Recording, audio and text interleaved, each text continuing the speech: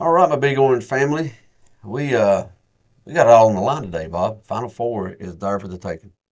Sure is, Tim. We played them once earlier in the year, very early in the year, and lost by 4 points. But let's talk about what's the difference between then and now. And I'm just gonna put on my orange shaded glasses here, Tim. I'll put them on. Ain't a better time for it than a trip to the Final Four. There's Exactly. rare times we can even talk about this. But the big difference to me in this game versus in is Ziegler. I felt like I was pretty harsh on Ziegler at the beginning of the year. I think he was a little bit of. I'm gonna go out on a limb here and say, early in the year, he's kind of a liability to some extent, offensively especially. And he was what, like 2 of 11 in this game the first time around. Yeah, he He had was. 3 assists, three Turnovers. turnovers. So I mean, he wasn't confident in his knee at this point in the season. He probably hadn't been shooting a whole lot and getting in the game Well, flow. it's definitely a different Zakai now than what it Huge was. difference. He was a player at that point in the season. Now he is an all conference player, a great defensive player, and honestly, the way he is playing point guard right now is just crazy It's good. at another level, Yeah, I mean he's an all-time penetrating. Tennessee level. We've had a few good ones. CJ was pretty damn good. Yeah, Johnny Darden way back in the day when he was dishing the ball to superstars. That right. helps his assist numbers. Yeah, But I mean, Zakai is all around guy right now. Offense, defense, getting the team in his offensive sets, creating easy looks for other guys. Even though the way we've been shooting it lately, we've not been doing him any favors. that's the Uh, truth. I mean, but he's getting them the easy looks. He's creating open shots. I will say this: it seems like and we got several guys that seem to be a little bit of slumping a little bit, but one guy that's kind of giving us a little something, Josiah Jordan James.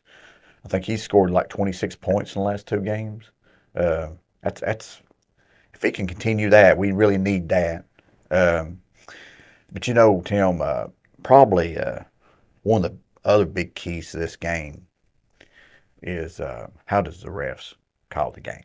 I mean, we are. I ain't gonna lie, we're a physical team. We are. I mean, we are, uh, and they've got probably the most protected player In that the I've history of ever the game. seen. In the history of the game. They shot what 43 free throws in the last one? No, they shot 48 free throws in the last one. 48. Okay, yeah. Yeah. Around 30 fouls, I think there was. Yeah, 30 fouls, 48 free throws, Awaka and Adu fouled out pretty dang 25 quick. minutes total between the two guys. Yeah. Uh, so I can't imagine them calling that many again. But now You may not have to imagine it, but go continue. their coach is already getting into the whining mode. He said that Tennessee was like playing tackle football. Yeah, yeah. I was on Volquest this week, and I saw people talking about that. One guy, or maybe two guys, started making excuses. You're not taking it in context. He was complimenting Tennessee, talking about how physical they were and all that stuff. Y'all taking them out of context. Look, there is no context to that. He was being a whiny little bitch. Yeah. Excuse my French, but he was working the refs. When you can't say they're like a tackle football team When you're and it playing be a basketball. compliment. Yeah. Yeah. Yeah, when you're So playing football. he Playing knew though if he basketball. just led with that everybody would know he was being a whiny little.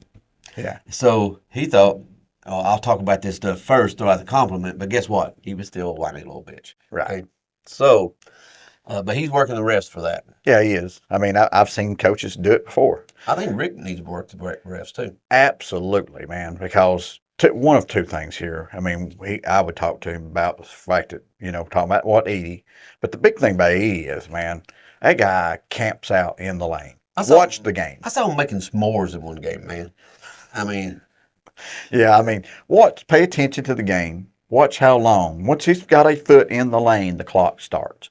Now, once he takes it out, it goes away and then it's back in. well, in theory, we'll have to wait till he pulls that foot out first. Right, right, Uh, right.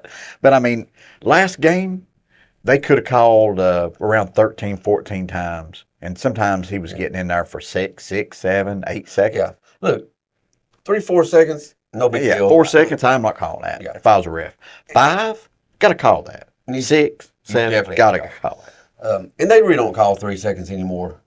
Very, very much. It's almost like a forgotten rule. But come on, man, you can't just let a guy go down there and stay. No. It Well, has to be at some point. well, like you said earlier today, Tim, if I'm Barnes, I get 2 or 3 guys on the bench over on the end of the bench. Yeah, my walk-ons. Right. And just have them do the every second time. thing. And when he gets into the thing, don't say a word, keep your mouth shut, and just do the arm. Right. And it's going to get, Edey's going to see it. It's going to get in his Ref's head. gonna see it. Ref's going to see it, get in their head. The people that the refs talk to back in their studios or home office, The wherever, announcers might see they're it. going to see it. The announcers will probably talk about it. It's going to make an issue of it. Yeah. It has to be an issue. You cannot let the giant in there Camp out. and There's a reason why squatters' they. rights. Yeah, there's a reason why they made that rule. It's so that people like him just can't stand there at the goal, toss it up to him, a 7'4" guy, and him throw it up. There's a reason why that rule was put into place, and they need to enforce it. But this is Barnes, by far probably his best shot at a Final Four. Chances of him ever making another Elite Eight is pretty slim, I'm thinking, because he's probably not got another 5 years for it. Yeah, coaching. So, man, if I'm him, if Edey's camping out in the paint, I'm bringing it up. I'm bringing it up at halftime, or I'm getting a technical. I mean, what are they going to do, man? I mean, they're going to slap him on the wrist or say you shouldn't have done that, which is what that's what the NCAA and what the SEC will do when you say that kind of stuff. They'll slap you on the wrist and maybe even penalize you financially. But he's got plenty of money. In fact, if he moves on to the next round, he gets so much big of a bonus, it's going to cover the fine 40 times over. Yeah. So that's not an issue. And often, what they say, it's better to ask forgiveness than permission. Yeah. So. Yeah. And, the squeaky wheel gets the grease. So, if you don't say something, you're probably not going to get the calls, So, I mean, make it an issue. Make it an issue, yeah. Now, Purdue, they've got one guy who's playing quite a bit more than he had been. Gillis, I think. Gillis, yes. So they're a little better team. Yeah, they're a little better team. And, we can't do this video without telling you they are number 1 in the country in 3-point percentage. I mean, they got some great 3-point shooters, but a part of that is they're getting open looks because teams double Edey a lot, and it gets passed around. Yeah, and of course they just toss it into him too, and he shoves us a couple of people out of the way and scores. So their assist numbers are high. It's not like they have a Magic Johnson out there. No, they're number 4 in the country in assists. Yeah. Yeah. But but they are getting open looks, though. They are getting open looks, and if I'm, I don't know how Barnes will play this, but if it was me, I'd play him straight up. Maybe double him every now and then just to throw a twist out there so they don't see it coming. Can't just do the same thing the entire game. But I would single cover him and try to. I mean, what else is he going to get? An extra 6, 7, 8, 9 points if you play him single? Well, even he's going to get 18 to 20. Well, no matter what. I'm thinking he's getting 25 regardless. And if he gets 38, I'll take it if I'm trading the 2s for the 1 or 3s for 2s, vice versa. Yeah. Kicking it out to all these open looks to guys who are shooting over 43% from 3-point line. Yeah, you can't get him to get 20, 25, and then Lawyer and Braden Smith get 15 to 20, and you get all these other guys pushing 20 points. You're going to lose the game. If you've got 4 guys in double figures with 1 guy pushing 30, you win most games. Yeah. So. Yeah, we got to keep this the lower scoring game probably the better, and hopefully nobody fouls out before halftime. Yeah. Yeah, that'll be a big key, At Awaka played pretty good first time around. And Well, for 12 minutes. for 12 minutes, right? 12 minutes. He played pretty good. Yeah, 25 minutes between both our centers. I mean, come on. A walk, I think, is a little bit of a key as well in this game. If he But he's can- more physical. Jonas is a stick. yeah, he needs and to he's hit the getting- gym. I mean, let's just be honest with you. He needs to hit the gym. He could improve his stock a little bit by just He must get stronger. he's got to. He's Man. gotta He gets put- pushed around by guys not that much bigger than him. Yeah. So So, I mean, he can score against some strong guys, but, man, they can't defend him. no, they just push him back. Yeah, they toss him around. And, of course, I hope to see Veska be back today. Yeah, that's not been said for sure at this point. I thought for sure he'd be back because Well, he's been around the team, so he's probably not contagious. He's probably at the end of it. he's just probably a little bit on the weak side. Yeah.